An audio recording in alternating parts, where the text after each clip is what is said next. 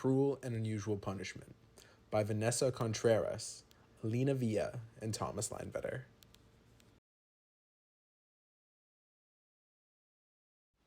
The Eighth Amendment to the Constitution protects against the imposition of corporal or financial punishment exceeding reasonable expectation. Enumerated specifically are excessive fines or bail and cruel and unusual punishment. The terms are outlined in relative ambiguity. This allows cultural and legal precedents to be the guiding factors influencing punitive measures. The Eighth Amendment ensures that bail is set in accordance with the severity of the charge, the nature in which it was committed, and the bail most often associated with said act. The Eighth Amendment protects against cruel and unusual punishments, shielding defendants from punitive measures that exceed the legal precedent of the relevant charges. The wording of this phrase, cruel and unusual, not or, allows the government to administer punishments that many would describe as cruel. An excellent example of this is the death penalty. Ruled unconstitutional in 1972 along the lines that it violates the Eighth Amendment, capital punishment was later reinstated in 1976, citing deterrence and retaliation as justification. This was coupled with additional Eighth Amendment stipulations for procedures involving capital sentencing. To make plain of it, the Eighth Amendment protects defendants against bail being weaponized as a punitive measure.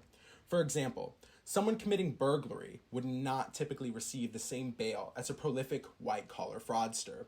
Bail in each of these instances is calculated in accordance with the severity of the acts committed, corresponding punishments, legal history, flight risk, and public safety. The Eighth also protects defendants from cruel and unusual punishment.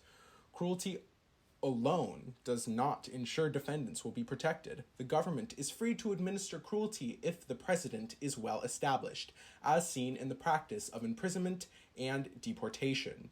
Punishment that is deemed cruel and unusual would be delineated on the basis of a harshness not present in other convictions. For example, someone charged with a non-murder offense would have their Eighth Amendment rights violated if sentenced to death under Supreme Court precedent. To summarize, the Eighth Amendment to the United States Constitution guarantees... Hello, my name is Vanessa Contreras, and I am currently a zoology major here at Cal Poly Humboldt.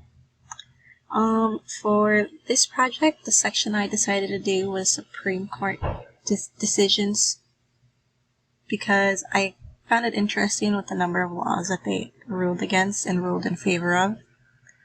A few of the laws that they ruled against are life without parole sentence for a juvenile who has not committed homicide, meaning that any juvenile who didn't commit a crime that wasn't as severe as homicide will get a life without parole. Some other ones are executions of those who are insane, revoking citizenship as a punishment for crimes, meaning if someone that just got their citizenship commits a crime, it won't get revoked. And beating with the wooden paddle. That one kind of goes towards more back in the day when beating with the wooden paddle in school was allowed, but it was ruled against because they didn't find it as a violation. And those are just a handful of Supreme Court laws that were ruled against. There's so many more, but some cruel and unusual punishments that the Supreme Court ruled in favor of are death penalty, but this really only goes into act depending on how severe the crime that the person did. Beating by prison guard of a handcuffed inmate. This pretty much means that they ruled against prison guards being able to beat inmates that are handcuffed, and they found that as a violation of the inmates' Eighth Amendment right. So that was ruled in favor of to be a violation. And then the last one is unconstitutional to execute person who are less than 16 at the time of their crime. So anyone who committed a heinous crime or like super severe crime, such as murder or homicide, at the age of 16 or less, even 18 or less, they were not put to sentence for death penalty. And if they were, their death penalty sentence would have been put more into the future. So they'd spent life in prison until their death penalty time has arrived. Hello, it's Alina again, and I'm here to talk about legislation and executive orders that deal with cruel and unusual punishments. Cruel and unusual punishment is a phrase mentioned in the 8th Amendment of the Constitution. It's what most people think about when they say the 8th Amendment. The amendment wasn't adopted until December 15th, 1791. Most often mentioned in the context of the death penalty, the 8th Amendment prohibits cruel and unusual punishment, but also mentions excessive fines and bail. Now, the most controversy that the 8th Amendment does have around it is the death penalty, as a lot of people feel as though the death penalty is a cruel and unusual punishment and should fall under unconstitutional. But as mentioned by Vanessa previously, the Supreme Court has ruled in the favor of the death penalty, and so it is not unconstitutional as of now. Though the idea of the 8th Amendment seems to be simple, it is actually extremely hard to define as what even is a cruel and unusual punishment in the first place. This amendment prohibits the federal government from imposing unduly harsh penalties on criminal defendants, either as a price for obtaining pretrial release or as a punishment for a crime after the conviction.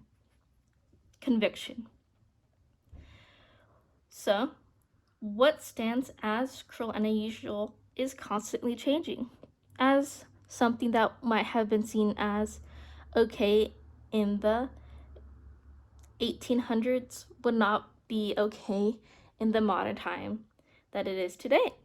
So the definition of cruel and unusual is constantly changing and is being renewed through the Supreme Court decisions on what they rule as constitutional and unconstitutional. Now, for the executive order, the executive order of 13440 of July 20th, 2007, was an executive order issued by the United States President of the time, President George W. Bush, on July 20th, ordering limited compliance with the Geneva Conventions in the treatment of captives held in extrajudicial detention by the Central Intelligence Agency. So he ruled that what they were doing in the Geneva Convention violated the 8th Amendment and that they were performing cruel and unusual punishments to the prisoners that they had at the time. And then lastly, for the end of this presentation, I wanted to add a video that sums up how the 8th Amendment can be looked at today. So the video goes over how police want to use handcuffs that could tase people who are wearing it. So like a shock collar, but with handcuffs. And so the video goes over on whether it would be constitutional or unconstitutional for policemen to be able to apply these to people they arrest. Cruel and unusual punishments inflicted. However, the Constitution doesn't explain what constitutes a cruel or unusual punishment. As a result, courts have long debated its intended meaning. One view is that of constitutional originalists, who believe that the state of the country when the Constitution was written should be its guiding principle. This would mean that anything acceptable in 1790 would be constitutional, including things like public flogging, being dunked in water, and even child slavery.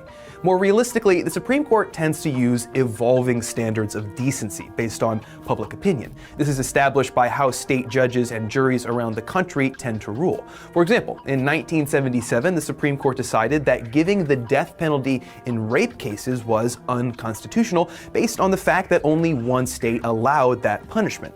The Eighth Amendment has also been applied to the treatment of prisoners with a 1992 ruling prohibiting unnecessary and wanton infliction of pain. While police may argue that the 80,000-volt handcuffs will be used humanely, in their short period of availability, they have already been abused. In a 2014 court trial, a judge ordered his bailiff to shock a prisoner with high-voltage leg cuffs in order to stop him from talking. The judge was soon after removed from the bench, ostensibly for this cruel and unreasonable order. In 1972, Justice William Brennan laid out 4 guiding principles for narrowing down the criteria of cruel and unusual. First and foremost, the punishment must not, by its severity, be degrading to human dignity, which primarily relates to torture. The punishment must also not be obviously inflicted in a wholly arbitrary fashion, nor can a punishment be clearly and totally rejected throughout society. Finally, it cannot be patently unnecessary. Although these guidelines are slightly less ambiguous, they still leave the full weight of the punishment on the court's judge.